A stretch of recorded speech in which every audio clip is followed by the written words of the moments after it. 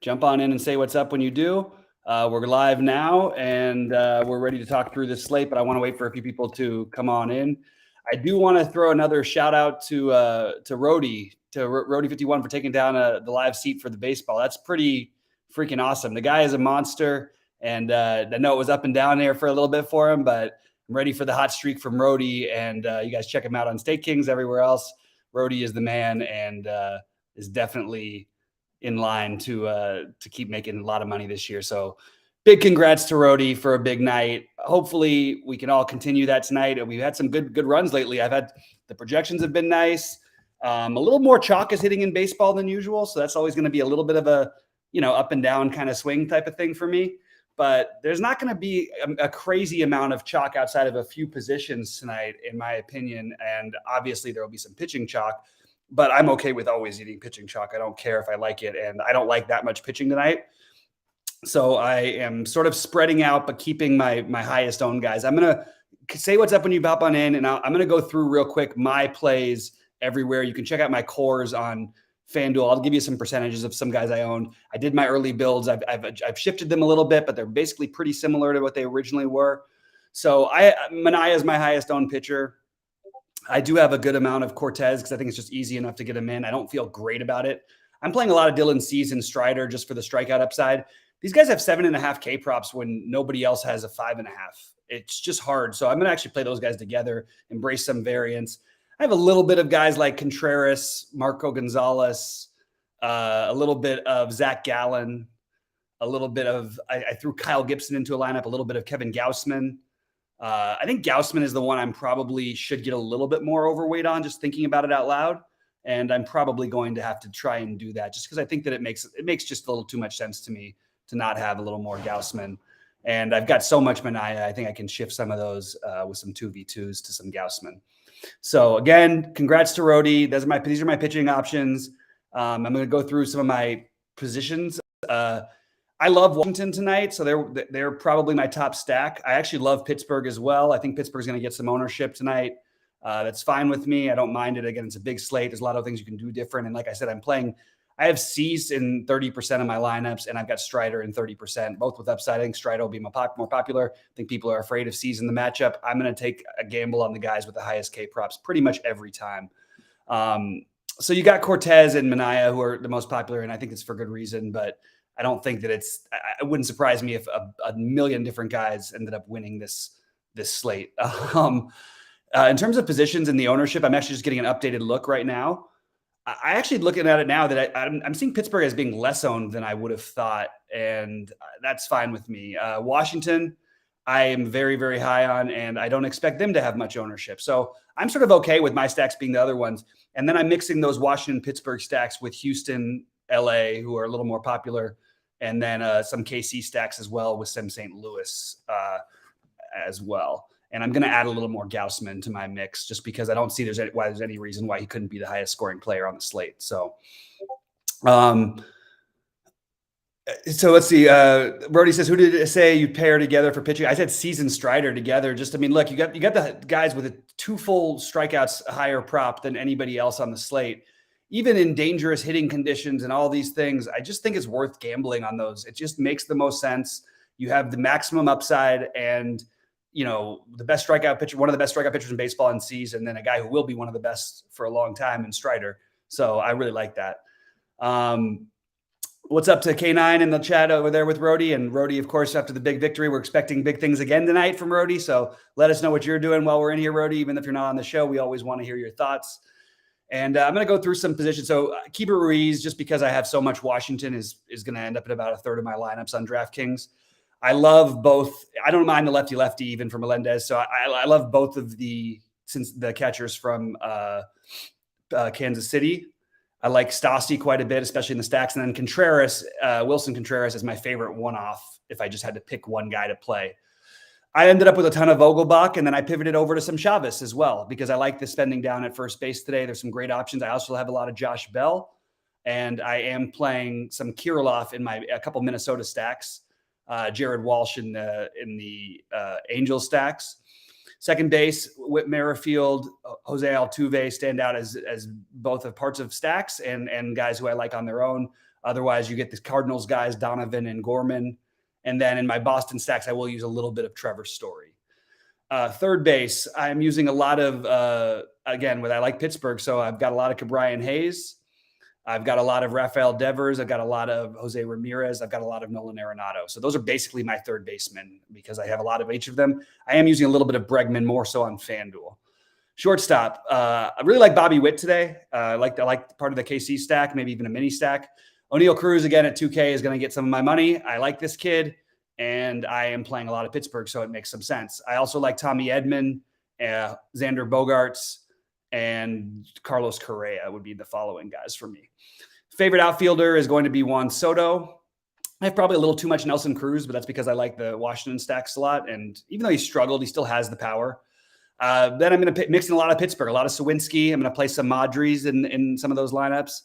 I'm going to play a lot of Trout. I've got a ton of on DraftKings right now. I got a lot of Ohtani, Hunter Dozier. If you're going to play the other, you could play Santana at first base, Dozier in the outfield if you want to, if you're into the Royals stack, or you could play Dozier at first base. First base is pretty loaded today, so I actually found myself wanting to use that outfield position. Usually I'd use Ohtani at first more often, but I think first base is just stacked up with guys I really like today that are cheap, and that is what I elected to do, for better or worse. So that's sort of a quick rundown of what I've got. I've got Washington, Pittsburgh, with Houston, LA, and KC as being my favorite options here today. Why don't you guys tell me a little bit about what you're doing? Rody can maybe shed some light on what he's thinking right now. Oh, a couple good one-offs. I mentioned Contreras is a one-off. I have a lot of Trey Mancini one-offs. I'm not stacking up Baltimore. I don't mind it, but I'm not stacking them up as much because of Fetty's ground ball rate. But I think we can get away with it with a couple plays there. And my favorite one being Mancini. If you want to get a little mini stack, you can go 1, 2, 3 in that order, or you can go what I like a little bit better, 2, 4, 6 with or even 2, 3, 6 or 2, 5, 6. Any way you look at it, I do like Adley Rutschman, who's the one catcher I forgot to mention that I will have some exposure to. Rody likes the Steve Strider. All right, he likes Houston and Pittsburgh a lot again. So Rody and I a lot on the same page. I haven't built as many full-on Houston stacks, more using Houston as mini stacks, but I would like to get to more Houston. It's just hard on DK to find the room to get them. If you do get them, you can play them with Pittsburgh. That's the team you play them with, I think. Houston's been a pretty big letdown all year from an offensive perspective. Not the whole lineup, of course, but just in general, they've sort of not really broken as many slates as we're used to them breaking. They're a good baseball team, so they were still winning a bunch of games, but it's just maybe not quite what we'd hope for from them. Yeah, the Atlanta one, I like that call, Rody. And so Atlanta, I ended up stacking all over the place on FanDuel, sort of as a little bit of a hedge because I'm not playing them as much on DraftKings. I'm not playing as many lineups on FanDuel. But I do really like the Atlanta stack as well. First of all, I think Descalfani is actually not that bad. He looked bad, and he's coming back from an injury. So, and then you've got a pretty good bullpen behind him. That's the only thing that worries me. It is great hitting weather in Atlanta. It's 95 degrees. It's just, you couldn't ask for much better hitting weather. So I don't mind any of that stuff. I wouldn't even mind if you're not playing Strider to take a shot on some Giants. At these prices on this slate, big of a slate, hard for me to commit to that. But you do have Luis Gonzalez at 2.9. I mean, they're not all expensive. I just don't want Longoria. Luis Gonzalez, Yastrzemski, and Jock would probably be my favorites along with Belt. But I do think that's a viable route. If we're going to talk about, with these young guys who are studs, they're going to have some really bad off games. And we know Strider can get kind of wild. And if he has one of those, if you're wild with the Giants, you're not going to get away with much. But I'm still betting on the Strider side of things. I just also think the Giants deserve a little bit of a, hey, this is that weird team that could break the slate. It's more of a, hey, that's what you play in the $15 5 million person tournament, because if it hits, you could make a fortune off of that one, because no one is going to be playing any of the Giants at all. And Strider, as much talent as he has with these young, really, really talented kids, we see that there's definitely two sides to them. You know what I mean? You have the massive blow up side of them. So that's something I think is interesting. I probably should hedge a little bit with Toronto because I've got so much of C's, but I am not finding myself with getting quite to that stack. And even if C's is bad, like he had 7 walks in his last game, which is crazy. He also had 8 strikeouts. He still put up 26 fantasy points. That was 7 hits. He had 7 walks a few starts back against Tampa Bay, which also not that bad of an outing considering. I mean, he only gave up, what did he give up runs wise? He gave up 2 runs in that game, 7 walks. He only allowed 1 hit. He's got a monster leash, Cease. Like he's throwing, every game 108, 101, 110, 108. And I just believe in the strikeout upside. I always want to bet on that side. So I'm just going to keep defending my play with Cease, knowing that it's going to kill me probably 40% of the time here or 30% of the time. But I think he also gets to be the top pitcher on the slate. I don't know, 15 to 25% of the time. I think it's higher than people have out there for him. So I really like that. Tell me what you guys are doing on FanDuel. Again, I told you I play a little more Atlanta. It's a little more flexible. I've got my main pitcher as Manaea, which I have on both sites. But I also have some Cortez, some Strider, and some Cease again. Cease being my favorite low-owned option, if you want to call it that. I just think that there's a lot of value in what Cease can do. So that's pretty much my quick rundown. I don't have a whole lot else to dive into. I am curious what else you guys are doing. So fire it on in there. Fire on any questions. Fire on any thoughts. Talk a little bit about what you're doing on the slate. We don't have Sheets coming tonight because he couldn't get back in time, but this is what we got. So I would love to hear from you guys. I like what Rhodey's doing and similar to what I'm doing. I probably have a little too much love for this KC side of things. And I think I might want to eliminate that and maybe build out a little bit more with, I do have a lot of the Angels anyway, but maybe get some Houston instead of KC. The problem is the pricing just gets very, very tough for Houston when you look at the guys you want to play like Alvarez. Altuve I do have a lot of because he fits a nice second base spot, but Bregman's price on DraftKings, he really hasn't warranted at all. Very much cheaper on FanDuel. Tucker, very expensive, obviously. Even Brantley is affordable, but not a guy with a lot of power, so that's not my favorite. Rhodey likes the Minnesota-Baltimore on FanDuel mini stacks. I like it. I can get behind it. I'm not as high on Baltimore as everybody else is. You have an extreme ground ball pitcher, and I just don't like stacking on full slates against extreme ground ball pitchers unless it's an elite offense against them. And even as he struggles, he's given up what? He hasn't given up more than one home run in a game this year. You can run on him. So I like the idea of getting some, you can play the Mullins thing. I like the little mini stacks for Baltimore more than I do the full stacks. Just Fetty just always does just enough to not quite get hammered, except for that one horrible outing against the Mets where they scored like 6 runs in like an inning or something like that off of him. But most of the time he's just an extreme ground ball guy. And I think we think pitchers are bad because they don't put up, big DFS performances like Martin Perez in the past and another extreme ground ball guy. Everybody tried to pick on Martin Perez for 5 years. And I was just sitting there saying how stupid everybody in the industry is, talking about every day the best stack is the stack against Perez. And now you see what he's been able to do. So there you go. How do I feel about one-off? Oh, absolutely. Yeah. I'm never going to disagree with a one-off for a minimum cost guy, basically. I wouldn't do it if he was batting 9th, but he's batting 6th. So I absolutely have some Bride from Oakland as a one-off at third base. So I have no problem with that whatsoever. And while third base is really strong at the top today, unless you're playing Hayes in the middle, I don't think there's a whole bunch of other options that I love at third base in the middle ground. So going all the way down does make some sense. And I think that's totally viable to Jonah Bride for the A's at 2K. There's just a lot of value you can fit in and basically get what the stacks you want if you're willing to go for some of those value plays, which is what you'll have to do to fit in the Houstons of the world, because that's what's going to happen. Is Houston is not going to end up being very owned tonight. Let me just double check that on DraftKings. On FanDuel, I think they will be owned. On DraftKings, I don't have anybody owned on their side because they're just very hard to get in. Favorite play from Houston, the one who would be owned a little.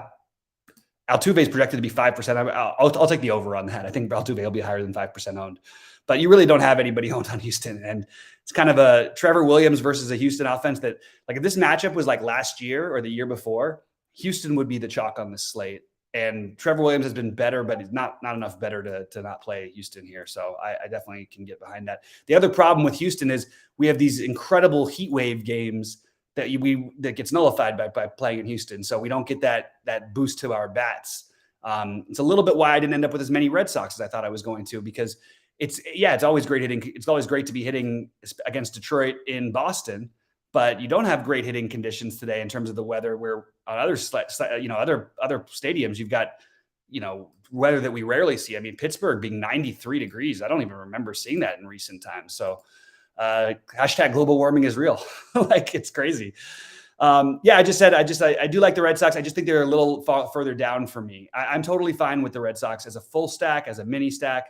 The other problem facing the Red Sox today is that everybody's going to say things, and this is one of my issues with what other sites do, the way people talk about sports in general. Andrew Wiggins was considered, he was on the list before the season, I think, as the second, they had him as the second biggest bust in all of sports history. This was the second best player on a finals, on an NBA championship team.